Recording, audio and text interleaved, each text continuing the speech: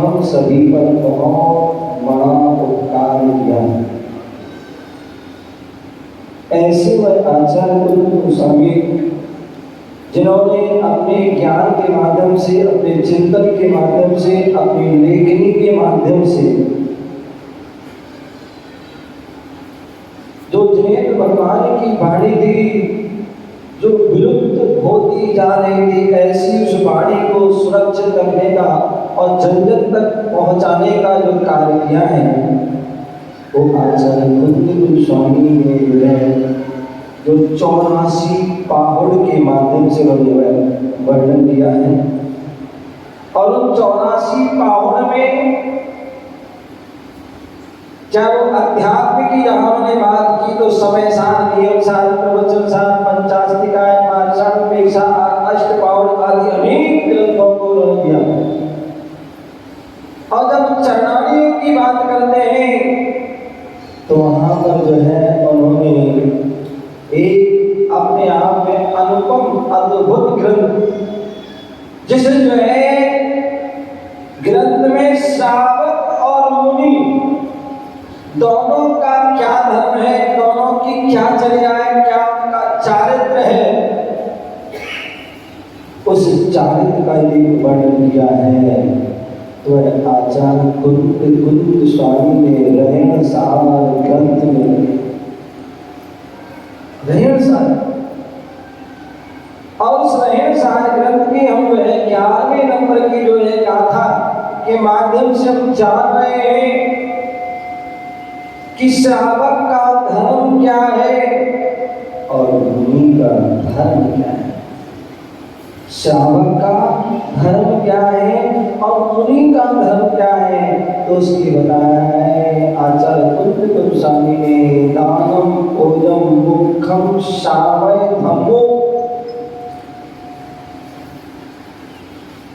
दानम ओजम मुखम श्रावय धम्मो। यदि हम श्रावक हैं, यदि हम मुनि पद को प्राप्त नहीं कर पा रहे हैं, तो आप श्रावक हैं, श्रावक बनिए। और श्रावक बन के जो मुनि बन गए हैं, उनकी जो है साधना में सहभागी, उनके आहार विहार आदि में सहभागी बने, उनकी साधना में सहभागी बने और सहभागी बनकर के अपने आत्म कल्याण हो, उसके लिए जो है दान पूजन मुखम श्रावय, दान और पूजन जो श्रावक का जो मुख्य धर्म है, जिसमें सब कुछ आ जाता है, चाहे वो आहार दान है, चाहे वो औषध दान है, वो शास्त्र दान है, अथवा उपकरण दान है, अथवा वसति का अभय दान आदि है, वो सारे उसमें आ जाते हैं। और भी अनेक प्रकार के जो दान, जो उस दान और पूजा, जहाँ पर चाहे वो दैनिक प्रतिदिन की पूजा हो, चाहे वो अष्टांग का पूजा हो, चाहे जो है कल्पद्रुम, समोषण, इंद्र और पंच कल्याण जैसी भी पूजा है, वह भी एक महापूजा है। ऐसी पूजा को वह श्रावक करते हैं और वह पूजा करके वह पूज्य पद को जो है परम पूज्य पद को प्राप्त करते हैं। ऐसा वर्णन चल रहा है। यहाँ विगत दिनों से हम सुन रहे थे कि जो आज का जो धर्म है, और आज का धर्म क्या है,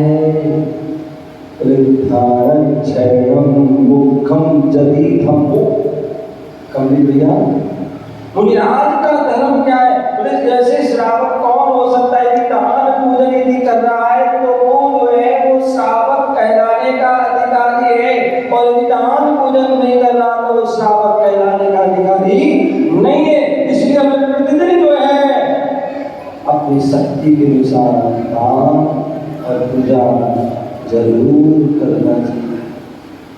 और बुंदेलखंड में पसंद भी पता है, कहावत है कि तो हम पूजा कैसे करते हैं, जैसा आपके पास समय हो। पूजा 3 प्रकार की, छोटी बड़ी मझोल। जैसा आपके पास समय है वैसे हम पूजा करें और अपने श्रावक धर्म का जो है पालन करें, और सच्चे श्रावक बनकर के अपनी आत्मा को श्रेष्ठ। उसी प्रकार जो विराज है जब आचार्य बंधु स्वामी ने डंके की चोट लगे थी, यदि आप दान पूजा कर रहे तभी श्रावक हो, अन्यथा श्रावक नहीं हो। कितना भी आप जो है करोड़पति हो, अरबपति हो, खरबपति हो आदि आदि, यदि दान पूजन नहीं कर रहे हो तो श्रावक नहीं हो सकते। उसी प्रकार वहां पर मुनिराज मेरे बोलते, मुनिराज कौन से मुनिराज शोभा को प्राप्त होते हैं, कौन से मुनिराज बंदनीय है, कौन से मुनिराज अर्चनीय है। ऋठाण शैनम मुखम यदि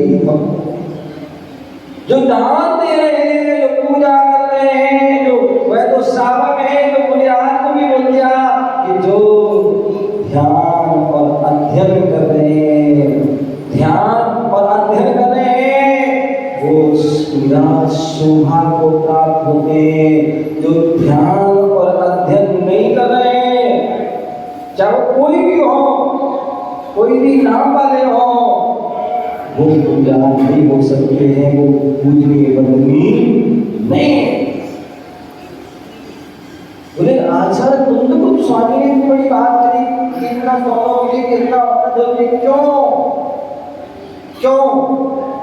क्योंकि हमारे गुरुजन होते हैं, परम उपकारी होते हैं, जो जन जन का कल्याण करने वाले होते हैं, स्वापर उपकारी होते हैं। स्वा का तो उपकार करते हैं और पर का भी उपकार करते हैं। पढ़ते ना, मेरी भावना में जो कविवर जुगल भैया, बसंत भैया, बहुत पुराने जो है लगभग 2000 संभवतः 5 उसके पहले याद नहीं, 5 उस समय गृहस्थ अवस्था में सुना होगा, लेकिन जो है 2005 में मुनि अवस्था में पहली बार जैसे जो है तिजारा में मिले थे।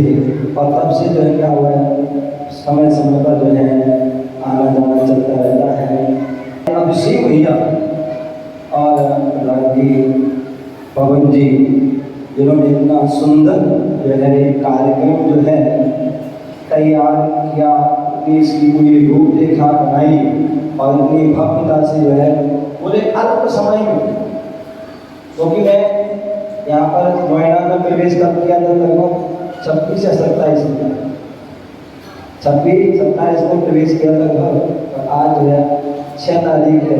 इतने जो है कम समय में इतना सुंदर जो है कार्यक्रम जो है यहाँ पर तैयार हुआ। देखिए लगभग जो हमारी मुनि अवस्था के जो चतुर्मास हुए हैं, जहाँ जहाँ हुए, चाहे दौरा हुआ हो, चाहे आगरा हुआ हो, आगरा से हमारी बहन निधि जो 2004 में चतुर्मास हुआ था, उसका मुख्य कलश उनको लेने का सौभाग्य हुआ था और उनको वो आशीर्वाद मिला कि आज वो जो है उस चातुर्मास में पूरे 4 माह सेवा देगी, 4 माह का 9 माह तक जहाँ जहाँ आगरा की सेवा में वहाँ किया। तो आज उनको यह सौभाग्य होगा कि देश क्या विदेश में रह करके भी वह धर्म की प्रभाव करें, धर्म ध्यान से जुड़ी हुई है। तो ऐसे वह बड़ौद में हमारा 2005 में चतुर्मास हुआ था, हमारे मोहित भाई आदि उनका परिवार साथी वहाँ से आए हुए हैं। 2006 में उस्मानपुर, 2007 सालीमार, 2008 जो है जो हमारे हांसी से भी जो है हुआ था आदि, ऐसे लगभग अन्य सभी जगह से जो है वहाँ से जो है लोग आए, रमन से जो है भोगल से और हमारे जो है भोपाल से आदि अनेक स्थानों से जो है सभी जहाँ जहाँ चतुर्मास हुए वहाँ से जो है सभी भक्त लोग जो है आए हैं। और जो है हमारे 27 सेप्टेम्बर में जो इतना सुंदर प्रयास पूरी समिति ने, उनकी पूरी महिला मंडल आदि का पूरा सहयोग की। यदि प्रधान जी चाहें कि कुछ करना तो वो अपनी दीदी कर सकते हैं, अभिषेक भैया चाहें कुछ, लेकिन जब तक उनको पूरी समाज का सहयोग नहीं मिलता है तब तक वह जो है कुछ भी आगे करने में वह सक्षम नहीं होते हैं, क्योंकि तन मन और धन इन तीनों की आवश्यकता होती है। तो उसमें बहुत सुंदर एक कार्यक्रम किया, जहाँ दूर दूर से जो है भक्त ऐसी गर्मी में जो है आए हुए हैं। सोनीपत आदि जो है जहाँ 2021 में चातुर्मास जो है अनेकांत धाम आदि में हुआ था और 2008 में पहली बार हरियाणा में प्रवेश किया था। तो वहाँ के सारे लोग जो है भक्त लोग पूरी जमुनापार आदि जो है अनेक स्थानों से जो है लोग आए हैं।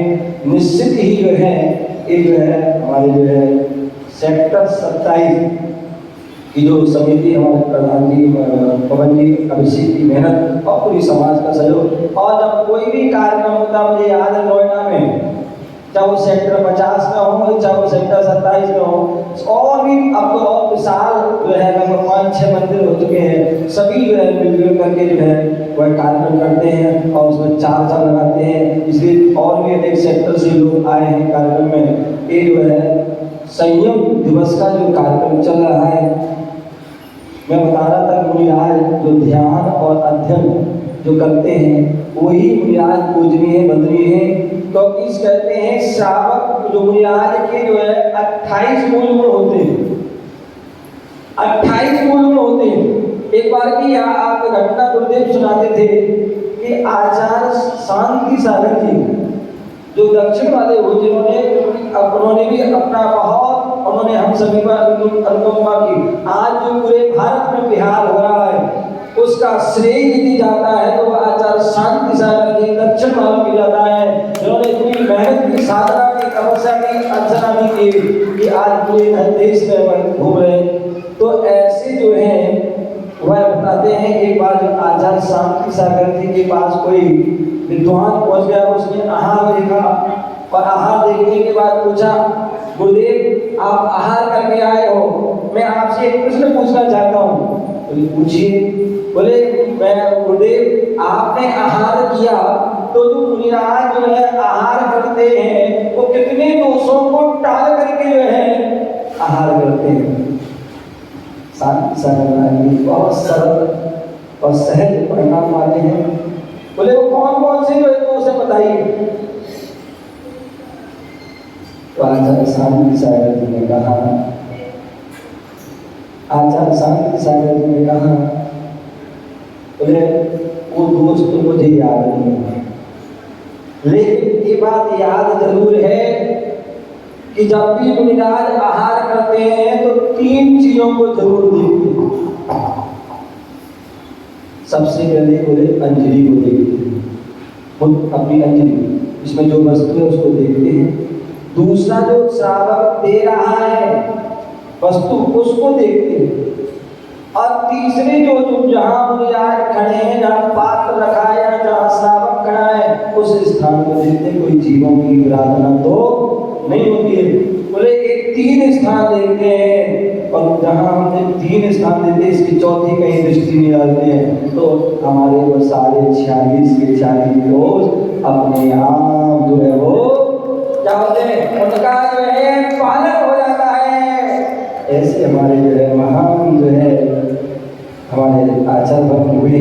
तो बता रहा था कि जो है आज इसी प्रकार आचार्य कुंद स्वामी ने भी कहा कि जो कोई जब से पूछे कि आप 28 गुणों में पालन करते कौन कौन से हैं, हो सकता है ऐसे मुझे आज व्रत है कोई भी है, ज्यादा पढ़े लिखे नहीं है, ज्यादा हो सकता नहीं याद हो, नहीं याद हो तो क्या करें, कैसे क्या बताएं। तो उनके लिए बोल दिया कि आचार्य कुंद स्वामी ने कह दी आप ध्यान और अध्ययन, क्या यदि आप ध्यान और अध्ययन एक 2 कार्य में लीन हो तो आपके जो है जो पूरे 28 के 28 मूल गुण आपके और उत्तर गुण का पालन अपने आप हो जाएगा और कुछ करने की आवश्यकता नहीं है। कहने का तात्पर्य 28 गुणों का पालन क्यों जरूरी है, श्रावक को अपने 8 गुणों का पालन करना क्यों जरूरी है, क्यों जरूरी है।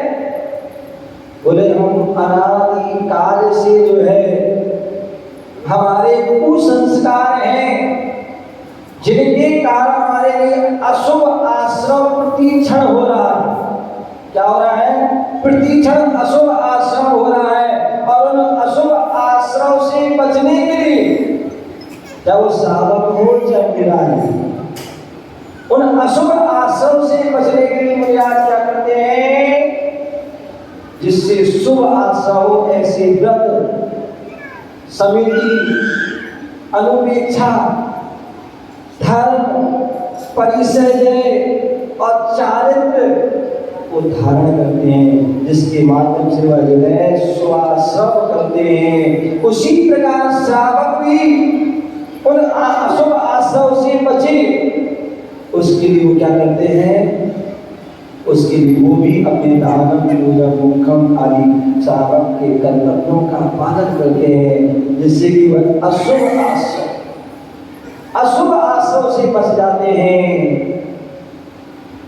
अच्छा, ये जो ध्यान और अध्ययन कब कर पाएंगे? ध्यान अध्ययन कब कर पाएंगे?